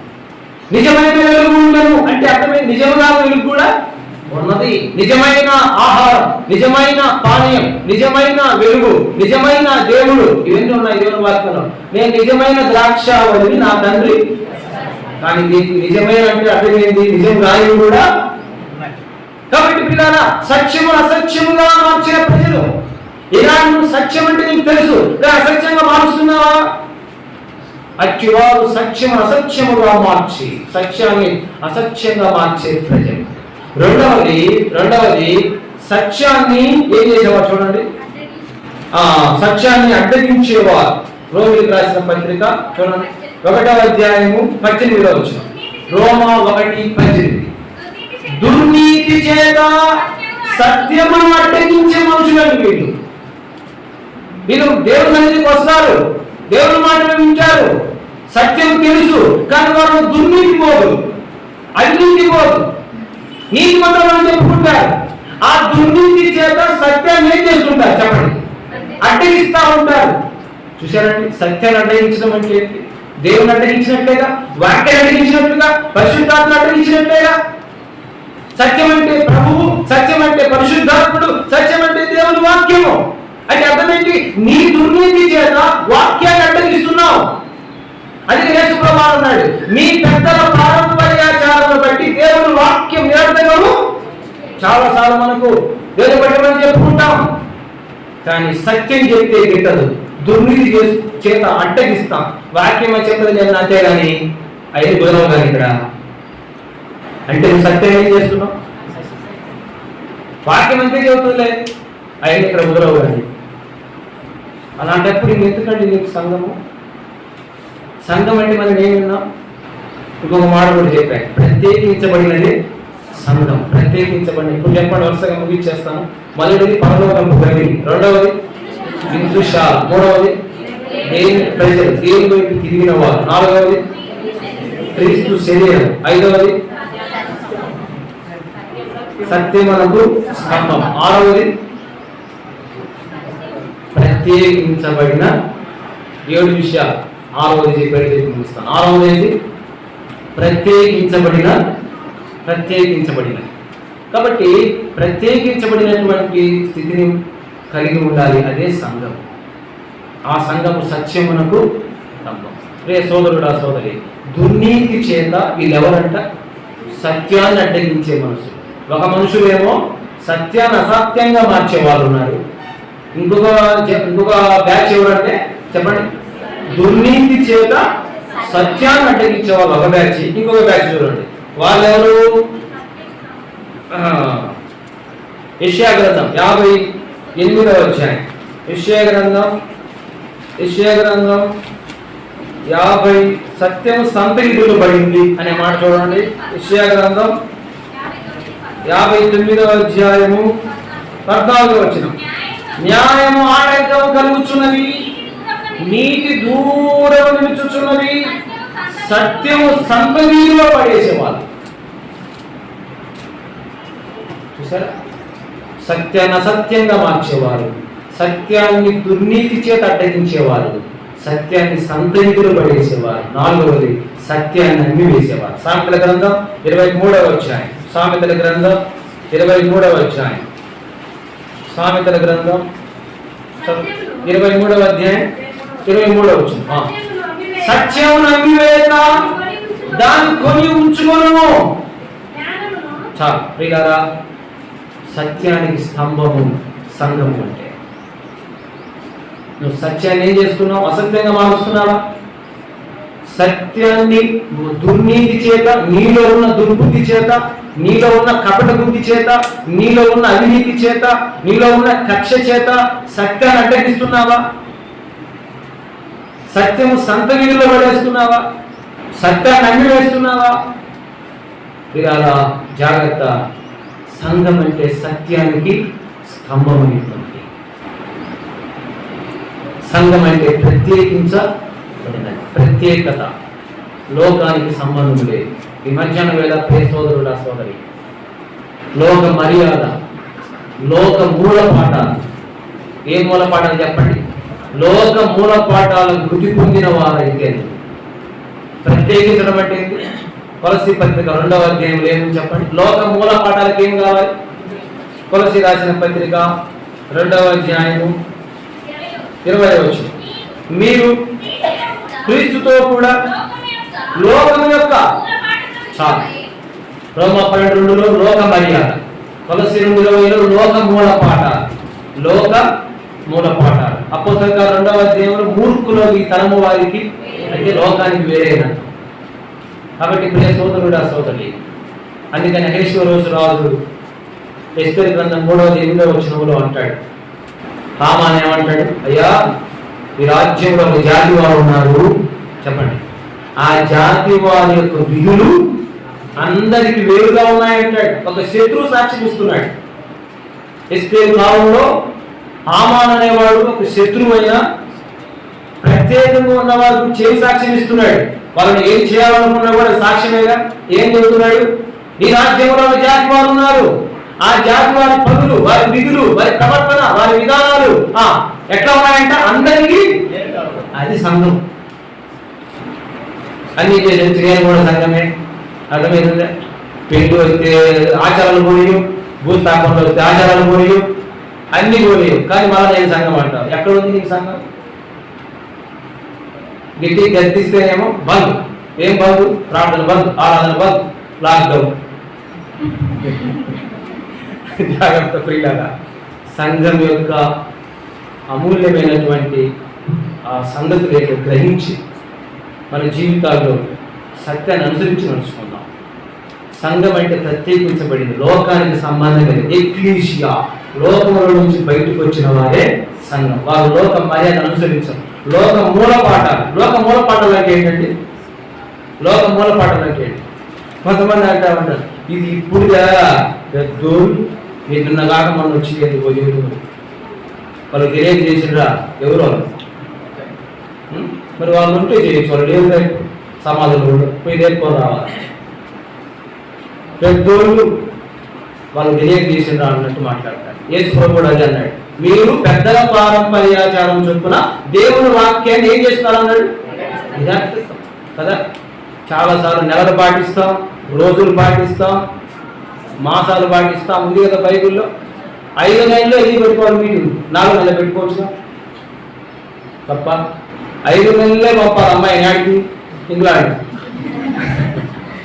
5 నెలల్లో అన్నప్రాసం చేయాలా, 6 నెలల్లో పేరు పెట్టాలా, 7 నెలల్లో ఇంకొకటి సోమవారమే పని మొదలు పెట్టాలా, మంగళవారము ఇంక లేవా కొంతమంది భలే సెంటిమెంట్స్ కదా. బుధవారము పులి బయటికి రాదంట, ఏమి బయటకు వస్తుంది? ఏంటండి సెంటిమెంట్స్ చెప్పండి? లోక సంబంధమైన మూల పాఠాలు ఏమి? ఇల్లంటే వచ్చి తాగిపోతావు, 2 తుమ్మి తాగిపోతావు, దగ్గర వాళ్ళు దగ్గర వాళ్ళు నీకెందుకు? అందులో ఇప్పుడు కరోనా కాబట్టి దగ్గుతారు లేదు. మాట ఏంటంటే ఏది వచ్చిన లోక మూల పాఠాలు అవన్నీ లోక వాటికి చనిపోవాలి. దినములు, మాసములు, సంవత్సరాలు. జాగ్రత్త ప్రియ సోదరుడు సోదరి, ప్రత్యేకించబడిన సంఘం. చాలాసార్లు కొంతమంది మ్యారేజ్ పెట్టుకునేటప్పుడు ఒకే డేట్ ఉంటుంది. అసలు మాకు ఒకసారి ఆశ్చర్యం అయిపోయింది, ఇంత 10 రోజు అంటే అడిగొచ్చుంటారు ఎక్కడో ఏది మంచి రోజా. వీడికి వచ్చి మాత్రం ప్రార్థన పెట్టాలి, ఆ రోజు పెట్టాలి ప్రార్థన, మళ్ళీ మరుసటి రోజు ఎందుకు దాటడం. ఏం పిల్లల సంఘం అంటే ప్రత్యేకించబడి లోక మర్యాదలు, లోక మూల పాఠాలు, లోక స్నేహము, లోక నటన. ఈ లోక నటన గతించుతున్నది. జ్ఞాపకం పెట్టుకుందాం. 7వ తలంపు ఏంటంటే సంఘము అంటే దీపస్తంభము. 7వ ఫైనల్. సంఘం అంటే ఏంటి? ప్రకటన గ్రంథం చదవండి, ముగిస్తాను. 2వ అధ్యాయం, ప్రకటన గ్రంథం 2వ అధ్యాయము, ప్రకటన గ్రంథం 2వ అధ్యాయము, ప్రకటన గ్రంథం 2వ అధ్యాయము 5వ వచనం. నీవు ఏ స్థితిలో నుండి పడితేవో అది జ్ఞాపకం చేసుకొని మారు మనసు పొంది ఆ మొదటి క్రియలను చేయము. అట్లు చేసి నీవు మారు మనసు పొందితేనే సరే, లేని ఎడల నేను నీ వద్దకు వచ్చి నీ దీపస్తంభము, 7 దీపస్తంభముల మధ్య సంచరించు వాడు చెప్పు సంగతులు ఏమనగా. సంఘం అంటే దీపస్తంభం. మొదటిది పరలోకపు గని, 2వది విందుశాల, 3వది దేవుని ప్రజలు, దేవుని వైపు తిరిగిన జనాంగం, నాలుగవది క్రీస్తు శరీరం, ఐదవది సత్యమునకు స్తంభం, ఆరవది ప్రత్యేకించబడినది, ఏడవది దీపస్తంభం. ఇది మనం గమనిస్తే దీపస్తంభము ద్వారా ఏం రావాలి? ప్రకాశం, వెలుగు రావాలి. ఎవరైనా దీపం వెలిగించి ఎక్కడ పెడతారు? దీపం ఎందుకు చెప్పిన అందరికీ ఏమొస్తుంది? వెలుగు రావడానికి. ప్రియ సోదరుడు రాస్తాడు, దీని అర్థం ఏంటంటే సాక్ష్యము. దీపస్తంభం ఏం చూపిస్తుంది? సాక్ష్యానికి గుర్తు. అందుకనే మీ దీపములు వెలుగుచుండనియుడి. బైబిల్ ఏం చెప్తుంది? మీ దీపములు వెలుగుచుండనియుడి. బుద్ధి లేని కన్యకలు కేకలు వేశారు, మా దీపాలు ఆరిపోతున్నాయి. వేశారా లేదా? మా దివిటీలు ఆరిపోతున్నాయి. ఇలారా మీ దీపం ఆరిపోతుందా వెలుగుతుందా? ఒకసారి పరీక్షించు. దీపం ఆరిపోతుంటే అర్థం ఏంటి చెప్పండి? నీ జీవితంలో సాక్ష్యం లేని జీవితం, ప్రార్థించే జీవితం లేదు, ఆరాధించే జీవితం లేదు, వాక్యం ధ్యానించే జీవితం లేదు, వాక్యం చదివే జీవితం లేదు, సంఘ క్షేమాభివృద్ధి కొరకైనటువంటి ఆసక్తి లేదు, సిద్ధపాటు లేదు. జాగ్రత్త ప్రియ సోదరుడా, ఆ విధానంలో ఆ డ్యూటీలో నూనె లేదు. అందుకే దీపం ఏమైపోతుంది? ఆరిపోతుంది. కానీ బుద్ధి గల కన్యకల దీపాలు వెలుగుతూనే ఉన్నాయి. వారు సిద్ధపడి ఉన్నారు, లోపలికి వెళ్ళిపోయారు. ఆ తర్వాత కట్టెన కన్యకలు చెయ్య మాకు తలుపు తీయమంటే మీరెవరో నాకు. సంఘం అంటే దీపస్తంభం. సంఘం అంటే మనందరం. ప్రియారా, మన సాక్ష్యం ఎలా ఉంది? ఒకసారి మనము లోకానికి వెలుగుగా ఉన్నామా అంటే అర్థమైంది. ప్రభు మీరు లోకానికి ఏమైనారు? వెలుగై ఉన్నారు. మీరు లోకానికి వెలుగై ఉన్నారు. కాబట్టి మన సత్క్రియల ద్వారా మరి మంచి సాక్ష్యమును కలిగి జీవించాలి. సంఘమునుగా దీపస్తంభం. 7 సంఘాలలో దేవుడు కొన్ని తప్పులు చూపించాడు.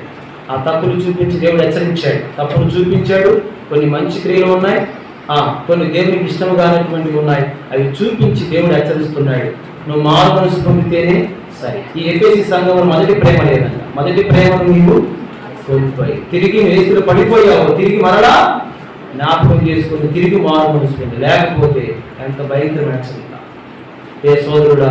కాబట్టి సంఘం విషయమై 7 అనుభవాలు మన జీవితాల్లో ఏదైతే మనం వింటూ వచ్చామో కనుక వాటిని మనం జ్ఞాపకం చేసుకుంటూ సంఘ క్రమం, సంఘ నియమం, సంఘ క్షేమాభివృద్ధి కొరకై, సంఘ విస్తరణ కొరకై మనం పాటుపడుతూ కృషి చేస్తూ దేవుని వాక్యానుసారంగా మనం జీవిస్తూ విశ్వాసం కర్తయ్య అని కొనసాగించి చూస్తూ ముందుకు సాగిపోయిందా. ప్రతి కొన్ని మాటలు దీవించి ఆశీర్వదించిందా.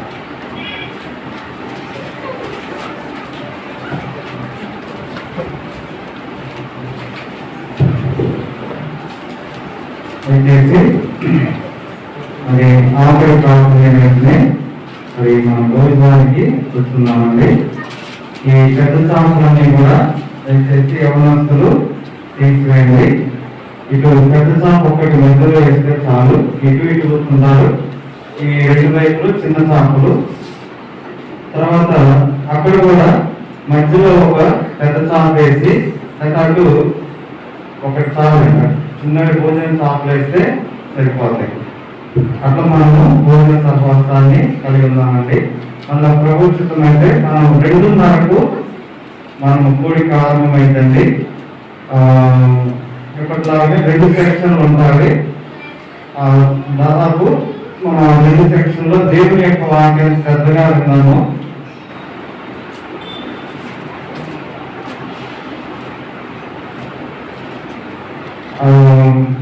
దయచేసి మరి భోజనం అయ్యాక ఎవరూ కూడా దయచేసి వెళ్ళొద్దండి. ఎందుకంటే రాబోయే దినాల్లో మరి కరోనా వైరస్ పెరిగిద్దో మనకు తగ్గిద్దో మనకు తెలియదు. మనం ఇలాంటి కోరికలు కలిగి ఉంటామో లేదో కూడా మనకు తెలియదు. కాబట్టి దయచేసి ఏ ఒక్కరూ కూడా పోగొట్టుకోవద్దండి. మనం 2 సెక్షన్లు కలిగి ఉంటాము. దయచేసి భోజన సహవాస విషయంలో యవనస్తులు సహకరించండి. సహోదరులు అయితే అందరూ కూర్చోవచ్చండి. సహోదరులు అందరూ కూర్చోండి.